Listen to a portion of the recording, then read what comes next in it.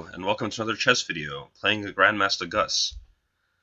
This is game 9, and we have an equal score. So 2 games left in the match. We're going to finish it at 10 games. So I really want a win with the white pieces. Alright, we're going into the Tarrasch. Yeah, that's what I will do. I feel like I keep getting good positions, and then just not really playing them well against Gus. Because I do like playing against the Tarrasch as white. So let's play quickly, but like somewhat accurately now. It's also killing my rating. I was nearly 2,000, and now I lose like 30 points every time I lose to Gus. I'm helping his rating, actually. Okay, so this is the main line. Last 2 games, so I really want a win as white, because we both play really badly as black against each other. So let's see if we'll repeat something from previous games. So I'm getting ready to castle. Is he considering g takes f6? Okay, that's not a move. Not really. Let's see if bishop d2. If bishop d2, okay, let's think about this. Knight c3 or bishop d2? That is the question.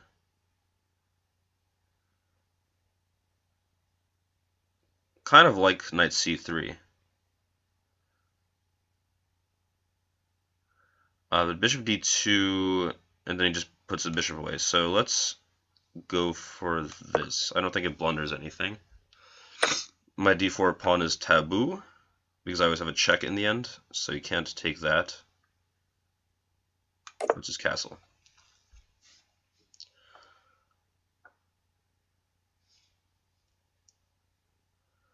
As a French player, you always have to keep in mind that bishop takes h7 is a threat, so he doesn't really do anything yet. Should I play a3 to see what he's doing with that bishop? Maybe I could play bishop f4 myself right now.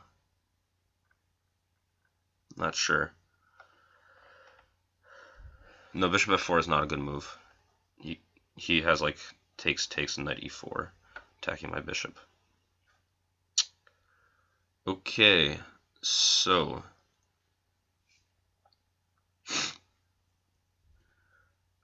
maybe a3 anyway. Okay, bishop g5 comes to mind.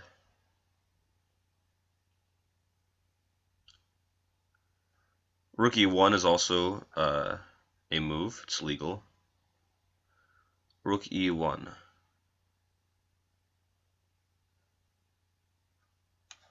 Let's play bishop g5.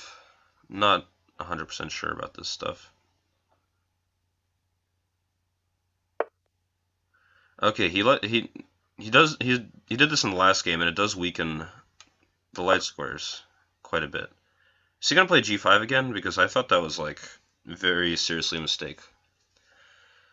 h6 is already a concession because he's weakening these 2 really important light squares. So after bishop c2 and queen d3, I can come in for checkmate. So, okay. I mean, if I even want to, I could give him that c3 pawn. That doesn't really matter much. But I don't have to. I don't have to give him anything. So, how to continue here?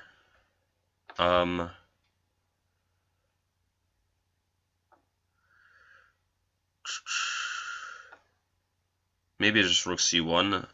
I don't know if he's serious about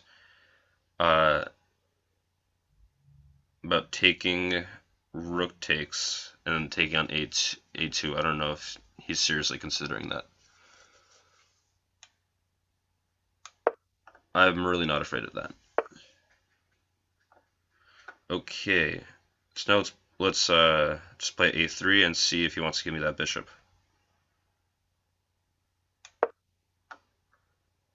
What are you doing with that bishop? You probably don't want to take.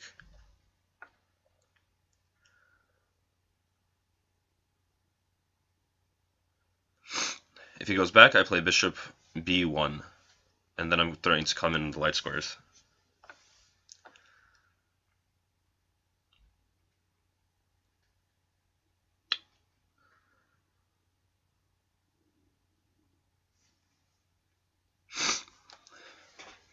Bishop d6 maybe, possibly bishop e7. That would be a more defensive alternative. Bishop d6 looks more aggressive. Maybe threatening to push e5, so bishop d6. He can't do it yet. He can do it. So I might have to play rook e1 if he plays there.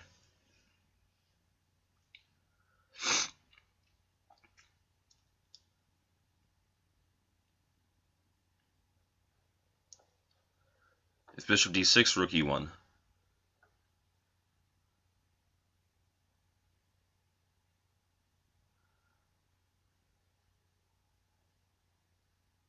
I don't know. I like my position as white. I think this queen a5, queen b6, and queen a5 business, as well as bishop b4, is a little bit not consistent with the position. So he's probably just trying to choose between d6 and e7. If e7, I'm really not worried. That's kind of a passive place for the bishop. If bishop e7, I can just get started with bishop b1 and bishop b1, queen d3, and then try to come in on the light squares. That's why h6 is not a good move here.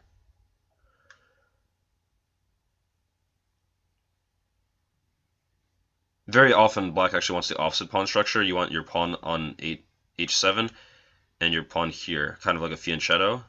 That way you just block out the light squares. That's how important the light squares are in this position.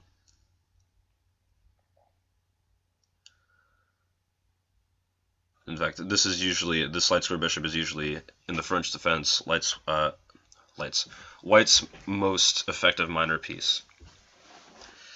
If my f3 knight can get to e5 someday, this also could be very, very useful, but I can't make it work yet.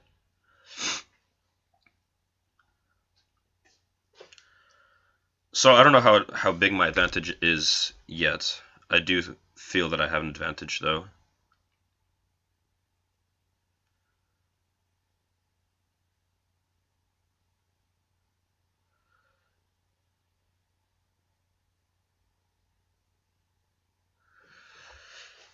He's burning quite a bit of time, so happy about that. He might just take on c3, but that's really a concession. That would really be a serious concession on the dark squares. So come on, I want to play well for this game. I feel like I play well up to a certain point, and then Gus has just this magical quality where I start blundering. Like Gus is my kryptonite. I have a winning position, and then I miss mate in 2. That happened last time in this same defense. So, yeah, he really needs to figure out what he's doing here. This decision shouldn't take this much time. It's kind of like figure out which plan you want, and then just play it. With this time control, you can't really calculate it too much. So, he's really thinking deeply about this. Is there like a sacrifice? Is he thinking of like... No, he can't do like knight takes d4 or anything. I just take. Yeah. g5 here? No, I just take and I get a tempo on the queen. So the bishop does have to do something. That's what I think. All of a sudden, like, I'll get checkmated in 3 moves. Even though all of his pieces are on the queen side, somehow this queen is going to get to h2, and I'm going to lose the game. This always happens against Gus.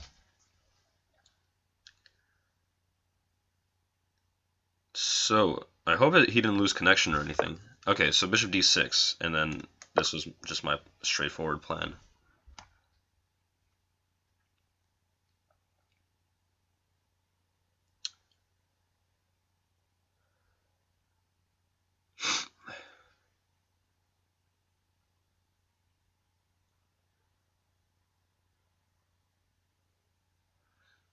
If queen c7 ever, I have knight b5 to fork the queen and the bishop. So that would be very nice for me. If he plays a6, that's very slow. So the point of rook e1 was to just make sure he doesn't get this breakthrough. That's the kind of breakthrough that black wants to get in this position. If he gets it, he's totally fine. Maybe, probably even better.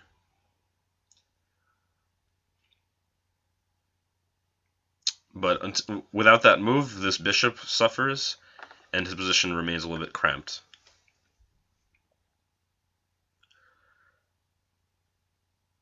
So he might play a good move would be rook a to e8. After which I would have to think of a plan.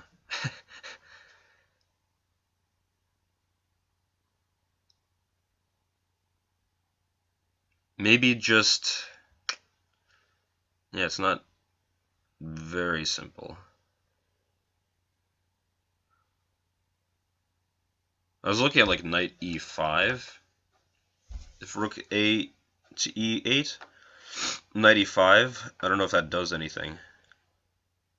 He can't take with the knight because I would just recapture the pawn and win a piece. But knight e5, I just don't know if it threatens anything. It looks pretty, but well, maybe there is actually a threat of bishop takes f6 and knight takes d7. So that's actually a tangible threat. Knight e5. But after knight e5, knight takes d4. Knight e5, knight takes d4. Now bishop takes f6. Oh, totally missed this move. Okay. Very strange but interesting move. For a second I was looking at ways to sack the exchange, but there's no good way of doing that right now. It's an interesting move. Maybe I just go back. Ask him what his plan is after that.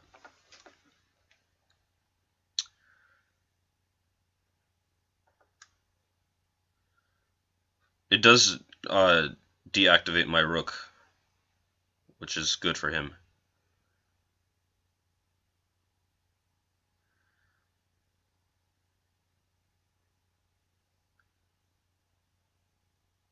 I don't know if I had a better move.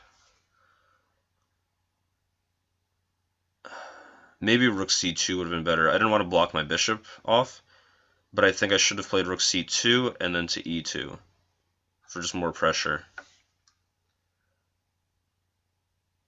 Yeah, rook c2 would have been better, but I'm just trying to play on his slow time. So that's why I just played really fast and didn't think about it.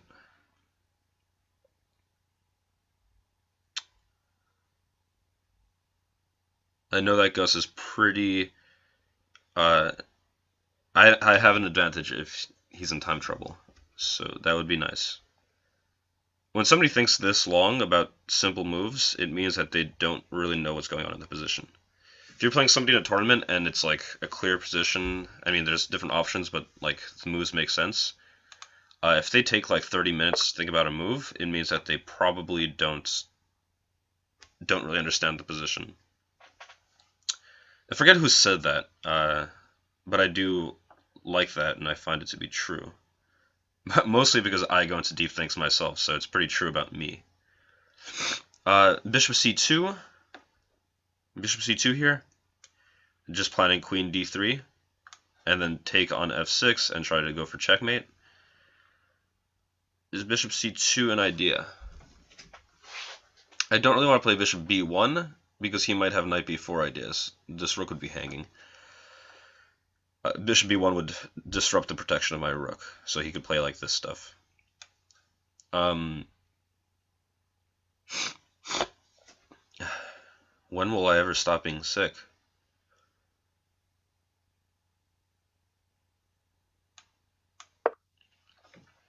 So let's go for that kingside attack.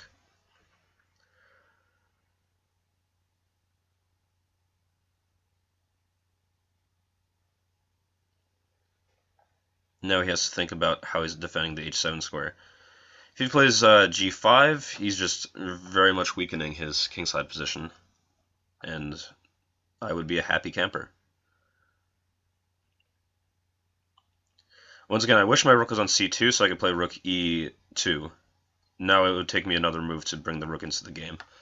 So I kind of undeveloped my rook, but at least it gained me a lot of time on the clock. So there are advantages to making bad moves. Don't tell anyone I said that.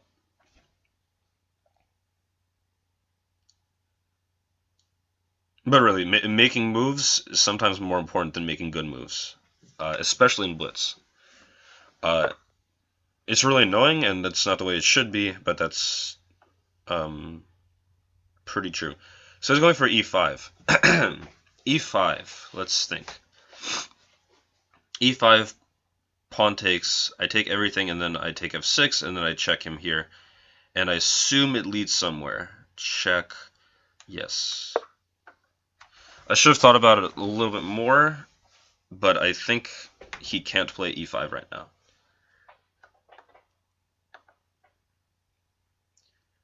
He might play g5.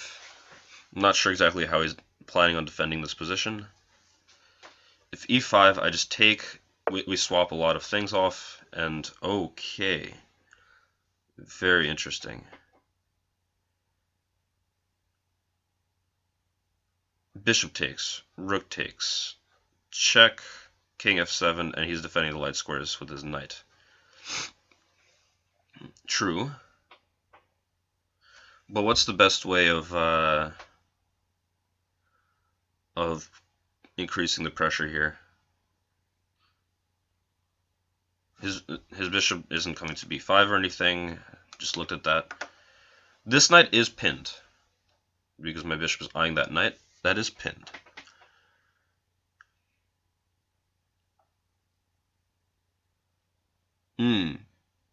So maybe knight e5 here.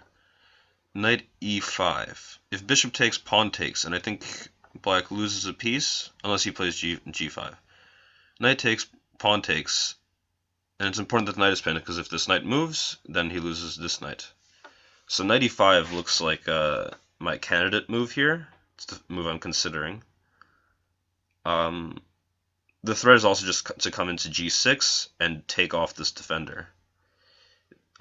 So let's go for that.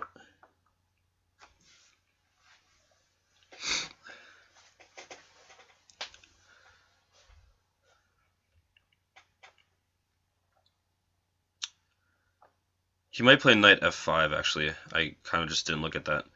Knight f5 would be a decent move. But I don't know, I think black is still in trouble, especially when you consider the time. So if I was thinking pawn takes is just good for me. Oh, well, I have to worry about f2. But I think I could just let f2 drop.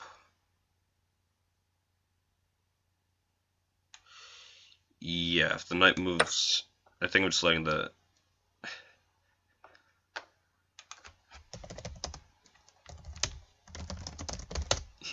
He said an expletive that I can't repeat in this video. Oh, why did I... Okay, so he does have this, but I was thinking I just take here. He probably does get counterplay. Okay. And I was thinking of just bishop here. What's the best way? Maybe rook takes e4, actually. Does rook takes e4 do anything? Rook takes e4, pawn takes, queen takes. And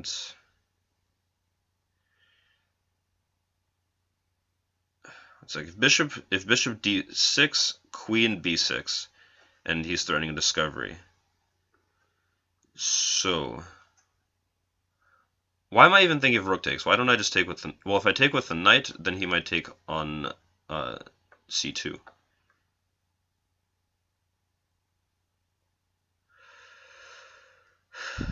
So I do like the looks of rook takes e4, pawn takes, queen takes. This rook is hanging, and if you move it back, I have good moves. I have good moves because I play bishop d6, and then my queen comes in, and one second. Rook takes, pawn takes, queen takes. Rook f5 is probably the way. Bishop d6, and I just have good material advantage. I have 2 pieces and a pawn for a rook, which is good. So let's think. I also have... Well, no, my bishop here keeps hanging. So I think rook takes e4 is probably the simplest way of continuing.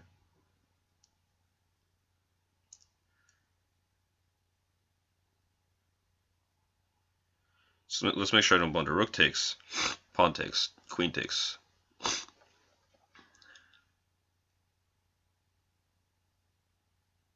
If he plays queen b6 ever, I just play king h1 and kind of cross my fingers. So let's think about it for one more moment. I do have time. Actually, if queen b6 ever, I might just play knight a4. Knight a4 defends everything. Yeah, okay.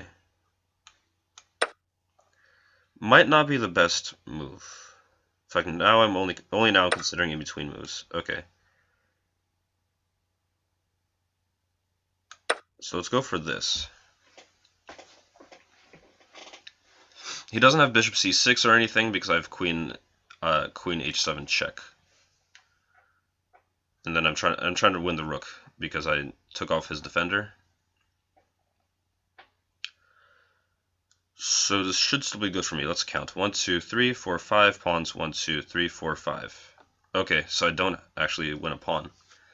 Oh yeah, because I gave him my f2 pawn. So even pawns, but I have 2 pieces. And I have very active pieces, so I'm pretty happy with this. 2 pieces for a rook. And also the initiative. If queen b6, I think that might be a blunder, because I just play knight a4, and I think he just loses the rook in that position. Queen b6, knight a4. Game over.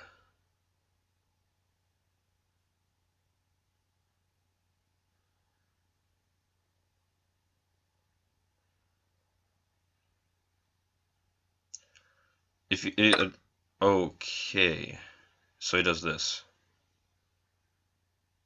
Queen b6 check.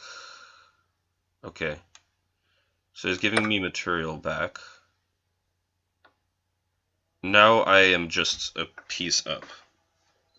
So as long as I... Okay, so as long as I don't lose a piece, I should be okay. This light square bishop will be a problem. But can I just centralize with queen to d5, maybe? Queen to d5. Maybe a rook d1 is the best move in this position. Rook to d1. Let's play this. Although it's a... Yeah. Okay. Really don't want to blunder here. So now I'm just trying to prepare bishop d6. Okay, that's fine with me.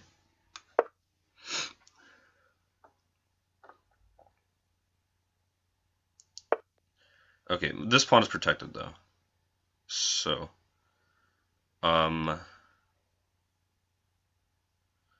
This pawn is protected. So what's a good way to continue?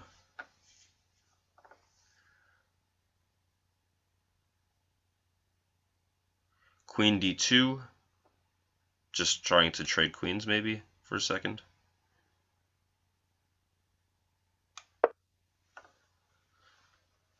Like I said, as long as I hold on to my piece, I should be winning here. And as long as I don't blunder checkmate, which I have done. So just putting my queen on a dark square. There's no threats on g2 because I'm going to keep my queen on the second rank. And he can't even attack that. Okay, so he goes here. I could attack your queen again.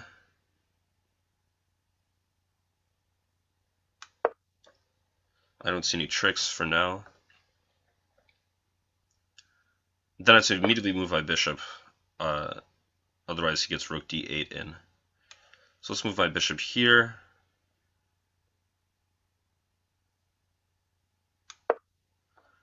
Just being very careful about any tricks for him. Then I might play h3. No, I can't play h3. He'll just take. Okay. So, just looking at queen e3. Queen e3 pressuring e6. Is there a better move? Is there a way to force a queen trade? Probably not.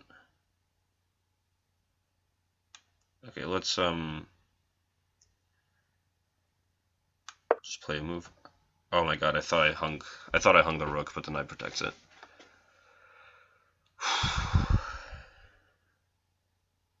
That would have been bad.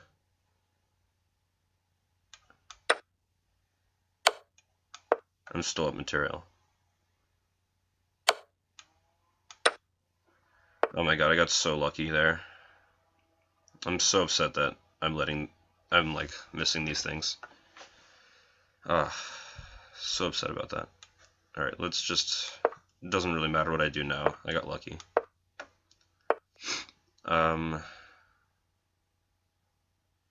Okay, let's just bring my king in. Okay. There's no way for him to break through. So I'm just going to bring my king around on the dark squares.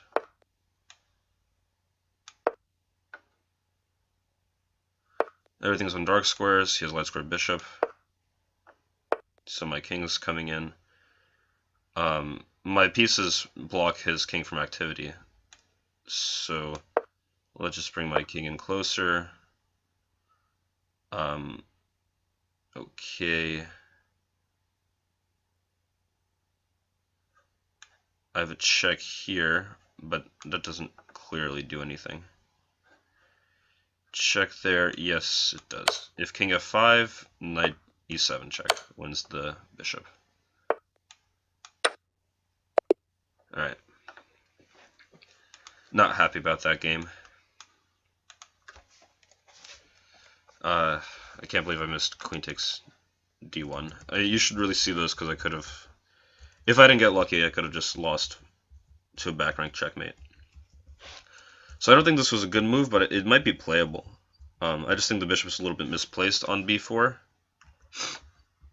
Queen a5 was definitely kind of a tempo waster. This is an interesting move. I think rook e2, rook c2 to e2 is good.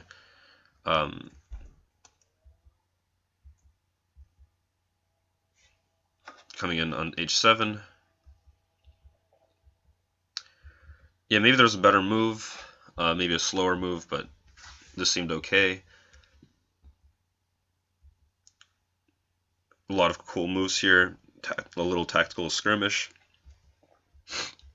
And so now he's a piece down, but he got some pretty active play. Definitely not enough, but queen takes d1 was an interesting try. Completely missed it when I made my move, and you really have to look at these things. Queen G1 saved me. Then the endgame, there's nothing here. Okay, so thank you for watching.